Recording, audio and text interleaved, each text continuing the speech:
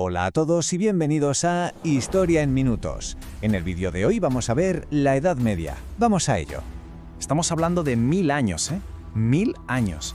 Es una barbaridad de tiempo, casi imposible de imaginar.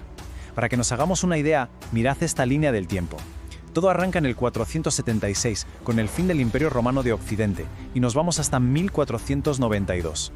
Es, básicamente, el larguísimo puente que conecta el mundo antiguo con el nuestro, con la Edad Moderna. Vale, Roma cae. ¿Y qué pasa? Pues que el mapa de Europa, salta por los aires. Desaparece ese poder central y, en su lugar, empiezan a surgir un montón de reinos germánicos. La vida se vuelve mucho más local, la gente vuelve al campo. Y ahí, sin saberlo, se están poniendo las primeras piedras de las naciones europeas que conocemos hoy. Claro, para no volvernos locos con tantísimos siglos, los historiadores los suelen dividir en dos grandes trozos. Primero tenemos la Alta Edad Media, una época de formación, de bastante inseguridad, donde la Iglesia se va haciendo superpoderosa. Y luego la Baja Edad Media, donde la cosa cambia. Las ciudades vuelven a crecer, aparece el comercio, nacen las universidades, pero ojo, porque también es una época de crisis tremendas que lo van a cambiar todo. En mitad de todo ese lío inicial, de ese caos, hacía falta poner un poco de orden, ¿no? Pues de ahí surge el feudalismo. Y esto no era solo política, ¿eh? Era la forma en que se organizaba todo. La economía, la sociedad, la guerra. Digamos que era el pegamento que lo mantenía todo unido. Fijaos en esta pirámide, porque lo deja clarísimo. Arriba del todo, el rey. En teoría, el dueño de todo el terreno. Justo debajo, los nobles y la gente importante de la iglesia, que recibían tierras a cambio de serle leales y luchar por él. Y en la base, aguantando todo el chiringuito, la gran mayoría, los campesinos. Ellos curraban la tierra y a cambio el señor les daba protección. Entonces, la clave de todo esto, el meollo del feudalismo, era un pacto, un intercambio. El rey le daba un feudo, un trozo de tierra vaya, a un noble, y este se convertía en su vasallo, le juraba fidelidad. Y a su vez, los campesinos que vivían en esa tierra estaban atados a ella y a su señor. Le debían trabajo y a cambio recibían seguridad, que en esa época tan violenta pues no era poco.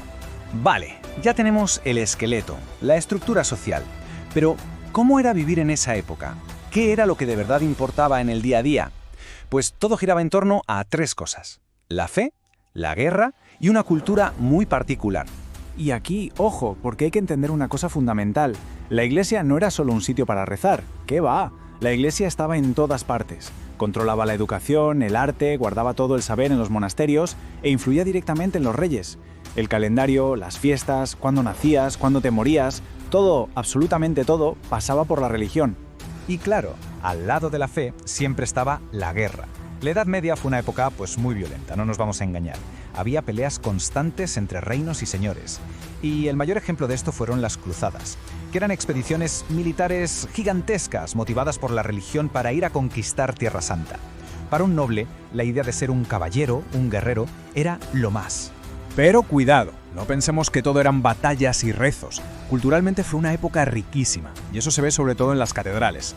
Primero tuvimos el arte románico, que eran iglesias que parecían fortalezas, con muros súper anchos y poca luz. Pero luego llega el gótico, y es una locura. Querían llegar al cielo, construir más y más alto. ¿Y cómo lo hicieron? Pues inventaron cosas como los arbotantes, que son como un esqueleto por fuera del edificio. Eso les permitió hacer muros más finos y llenarlos de ventanas gigantescas con vidrieras espectaculares, pura luz. Y justo cuando parecía que todo iba hacia arriba, que las ciudades crecían y todo florecía, llega el siglo XIV y ¡zas!, todo se viene abajo. No fue una crisis, fue un cataclismo a todos los niveles que sacudió los cimientos del mundo medieval y lo cambió para siempre. 50%. Parad un segundo a pensar en esa cifra. Es una auténtica locura. La peste negra, en muy poquitos años, se llevó por delante a casi la mitad de la población de Europa. Pero esta tragedia inmensa tuvo una consecuencia que nadie esperaba. De repente había muy poca gente para trabajar.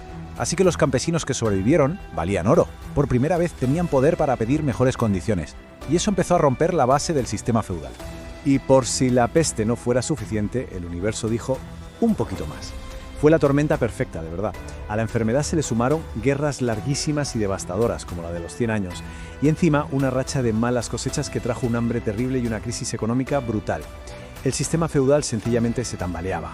Pero, como suele pasar, de toda esa destrucción, de esas cenizas, empezó a nacer algo nuevo.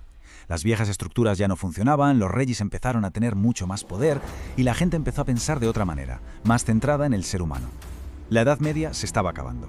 A ver, una época tan larga no se acaba de un día para otro. No es como apagar la luz.